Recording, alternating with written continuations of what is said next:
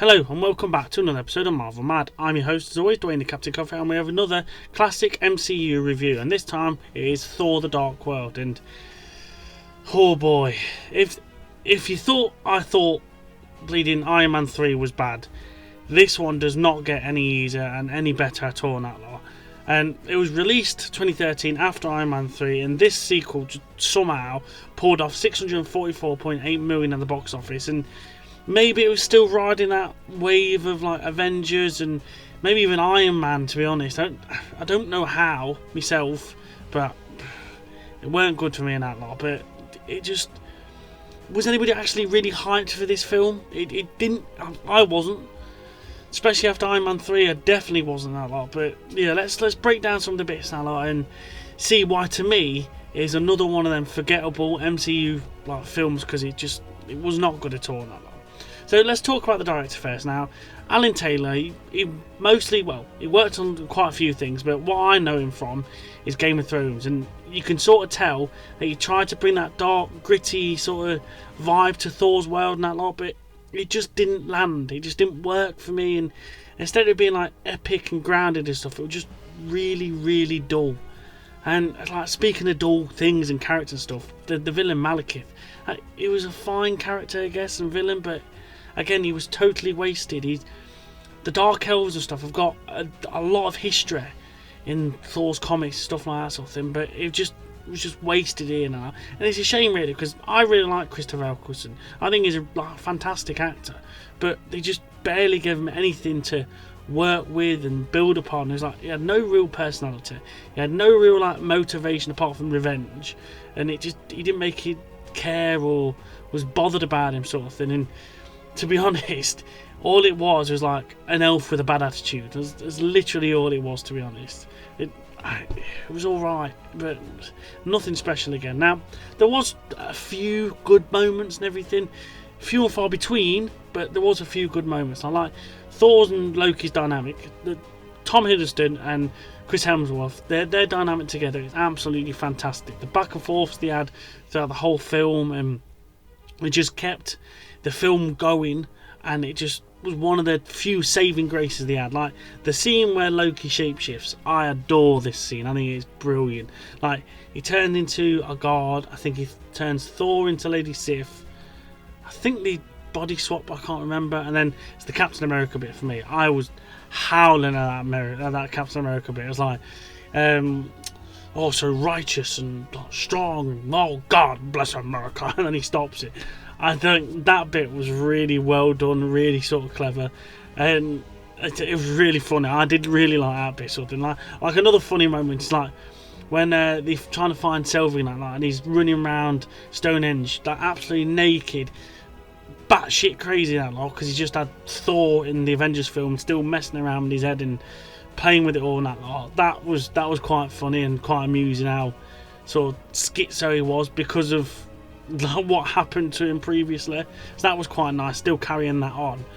But if they're the only moments you're really talking about saying it was a good, them bits were good, it shows you how much of the rest of this film was just bad. It's just not. Like, for a start off, the attack on Asgard, all the ships and how the attack and everything, it could have had potential, but again, it just fell flat now. And it was like the ships, for me, the ships really annoyed me, because some of them looked, and a lot of them sounded like stuff out of Star Wars. Now, I'm sorry, you can't bring that sort of crap to Asgard. It just does not work in the slightest, for me especially. Like, if it was Guardians of the Galaxy, I could completely understand. Like, spaceship battles and stuff like that sort of thing, totally works. In Asgard, no, not for me, not at all. Now, like, it really was just, nah. Not great at all. Like the visuals as well. Like, compared to other MCU films to this point, for me, the visuals did not work in the slightest. Now, like, it was really sort of disappointing to see that lot. And the final battle as well, like the battle in London and everything. It was like, if you can remember anything of that battle without googling it, you're a better person than me. Because when I watched this battle, and I totally forgot about half the things I was actually going off. It was just like, Oh yeah, that was in London, wasn't it? Oh yeah, I forgot about that. Oh yeah, the things were flipping in there. Oh okay, yeah, that was it. I like going back now, thinking about it now after watching it. I could not properly tell you what happened in that battle. I couldn't, because it just was not a rememberable like moment or film or anything. It was just bad. Really was bad in that lot. Like one of the good points near the end of the film, that lot was like Loki's like death, like having that as a continuation from other things throughout the MCU and even up to this day. Is like, is he dead? Is he not dead? It was quite a nice thing to carry on, and it sort of gave a bit more emotional weight to Thor's story. Like always thinking he's dead and then he's actually alive, and he sort of brings that bit more out in Thor sort of thing. We know he's never dead in that lot. Like you see at the end of the film where he's pretending to be Odin to sit on the throne and basically be the ruler of Asgard that he's wanted to for donkeys now and that lot. He sort of got his wish, so that was quite nice, that lot. And then the two post-credit scenes as well, like one of them really, really good, really makes a lot of sense. The other one, what is the absolute point? But again, we'll talk it. The Collector and the Ether. When the Warriors 3 takes the Ether to the Collector just to collect and have like Infinity Stones there, completely makes sense. I don't mind that at all. Like the Collector going, oh, 1 Infinity Stone down, 5 to go. That was really nice because he just wants to collect them basically, and getting it away from the Tesseract as well. Really nice. I didn't mind that at all in that lot. But then the other post-credit scene, which I think this one come before the Collector one, it's like just Thor goes back to Jane Taylor Snog. Why? What was the point? What? Make it make sense, please. There's just no point in that at all in that lot. I think up to this point, apart from the shawarma post-credit scene, I think this is one of the first real pointless like MCU post-credit scenes. Like I don't, some of them like the shawarma one, really funny. I don't mind at all in that lot. But someone like that, just to go and have a snog, it's like, why? What is the point? It just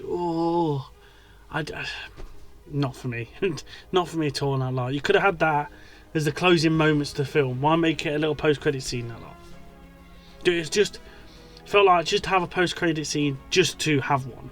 Just so, oh, there's a post-credit scene, make sure you stay. Why in that lot? So Thor: The Dark World was the first real sign for me that the MCU might have been struggling. Now coming off the back of Iron Man 3, where to me was a massive letdown, and I was really disappointed in that. To have this film as well to be another letdown, it felt like to me that I don't know whether it was trying to do too much, like do too much at the same time, be like too fast or anything. I don't know. And to me it sort of started to have, maybe there's a few cracks going off, and it was like starting to wane a bit. But obviously at the end of the day, it just didn't have a lasting impact at all on that lot. And with Iron Man 3 at this point, for me, it's probably one of the weakest MCU entries they had up to this date. Now, we'll get onto them, and there has been some other massively disappointing ones, but they're down the line, that lot. But it just could have easily signalled the collapse at this early stage for the MCU. If they didn't bounce back like they did, this could have been it for the MCU, for me anyway, and I could have easily checked out at this point. But again, luckily enough, we know they bounced back with the films of Winter Soldier and Guardians of the Galaxy in 2014, and provided they still had that magic and storytelling know-how. But for me, they come real close, and they could have easily completely bombed from this point. But what do you guys think anyway? Am I being too harsh on Thor: The Dark World, or does it truly deserve its forgettable nature, this film, that lot?